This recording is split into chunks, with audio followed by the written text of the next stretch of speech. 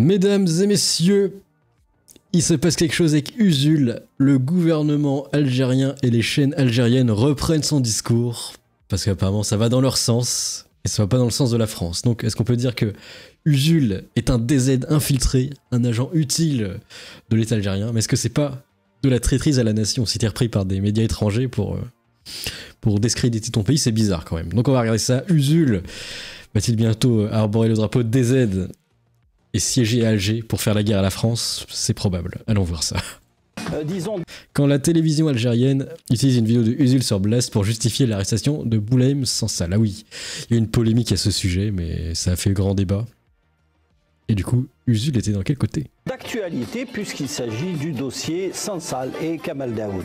Avant d'aborder le sujet en décryptage justement des médias français, comment ils ont traité cette affaire dans les chaînes de télévision, un média indépendant a publié une vidéo dans laquelle il donne son avis, il décrypte à sa manière. Le média indépendant, pas du tout orienté de Usul.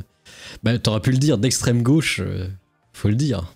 Justement, sur l'affaire Daoud et Bouleim Sansal. Avant de commencer le débat, on regarde un extrait de l'émission Rhinocéros de la chaîne YouTube Blast qui a, disons, démonté la campagne médiatique en faveur justement de Bouleim Sansal et de Kamal Daoud. Aujourd'hui, on va revenir sur l'extraordinaire. Ça me tue cette moustache, qu'est-ce qu'il a fait Usul? À la suite de l'arrestation de l'écrivain franco-algérien Bouleim Sansal. C'est quoi cette stache fou? Qu'est-ce qu'il fait? C'est quoi ces lunettes?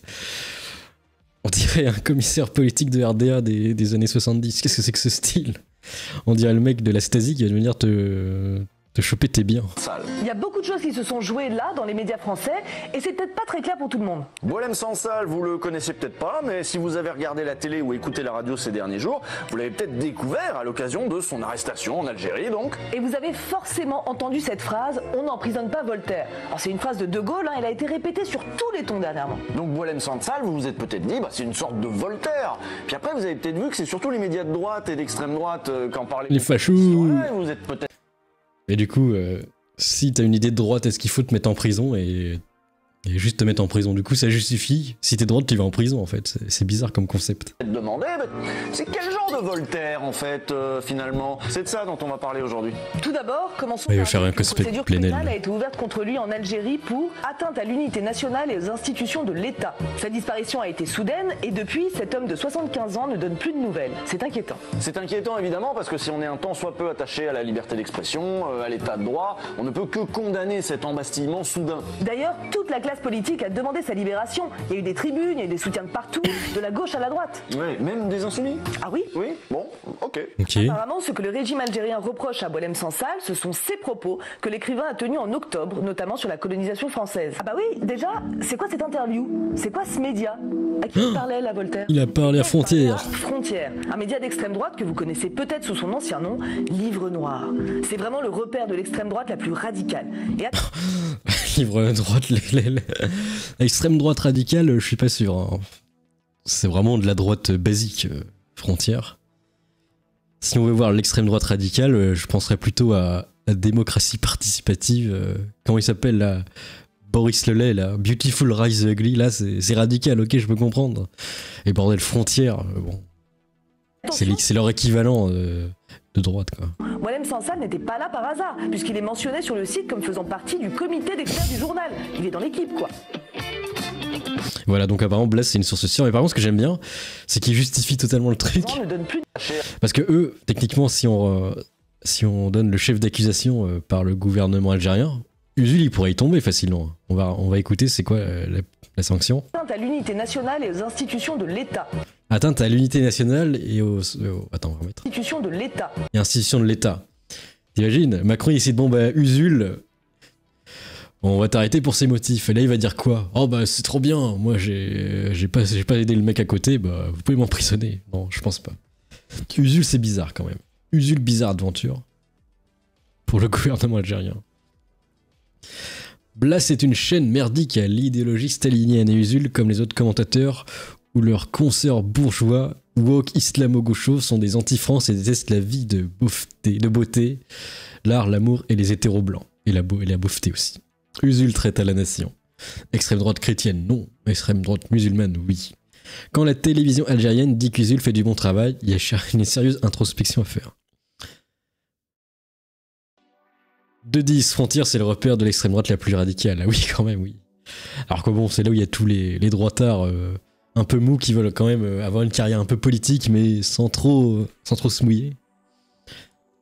L'Algérie. Des paillassons gauchistes. Usul, un héritier des porteurs de valises. Et ça, c'est Usul Dream. Mais on va rester du côté de la gauche et on va parler de pas une parodie. Renaud prépare un album en 2026 pour une chanson sur George Floyd. Alors déjà le type il était complètement finito, il tourne à l'alcool toute la journée, il est complètement cuit, mais il continue à faire des trucs. Il devient de plus en plus woke à la fin. Qu'est-ce qu'il fait Renaud? Regardez cette coupe. Ouh, ça laguait. Une chanson sur George Floyd, on dirait un titre de sur Mulot News, mais non. Sur BFM, le chanteur a annoncé son intention de sortir un nouvel album en 2026. Parmi les titres prévus, une chanson abordera le meurtre de George Floyd, une thématique qu'il décrit comme un hommage engagé. L'artiste affirme vouloir continuer à utiliser sa musique pour défendre des causes importantes, mêlant sensation, sensibilisation et émotion. Bah, il est toujours en vie, même s'il est complètement arraché. Il y a plein de vidéos qui circulent de lui en mode il chante en playback, mais il n'arrive même plus à suivre le playback en fait. C'est la catastrophe cataclysmique. Et du coup, restons du côté de la gauche et regardons Aymeric Caron, parce qu'il est choc-barre quand tu manges du cochon. Il va essayer d'argumenter avec Dany Heraz, et ça c'est beau. À l'antispécisme, mais posez-vous juste cette question. Que vous soyez antispéciste ou pas, sachant que l'antispécisme est une philosophie particulière, donc c'est peut-être... Et pour lui, la valeur de sa mère, c'est égal à un moustique. Donc s'il y a 2 moustiques à sauver sa mère, bah il sauve les 2 moustiques. Compliqué de dire après 10 minutes de discussion, oui, je suis antispéciste. Quand vous faites une action, l'ami des moustiques, et que vous savez que cette action va engendrer une souffrance, une douleur, un mal. Bah, je suppose quand tu utilises ton iPhone, tu fais du mal parce que tu vas polluer à donf, utiliser des services, des serveurs. Quand tu achètes ton iPhone, il y a des gens qui ont été exploités pour avoir les matériaux rares. Il y a des gens qui ont été exploités pour construire et assembler les pièces, qui sont morts dans des machines, d'autres qui sont morts dans des mines. Et puis après, tu viens nous faire la morale. Demandez-vous, cette action était-elle indispensable? Était-elle nécessaire?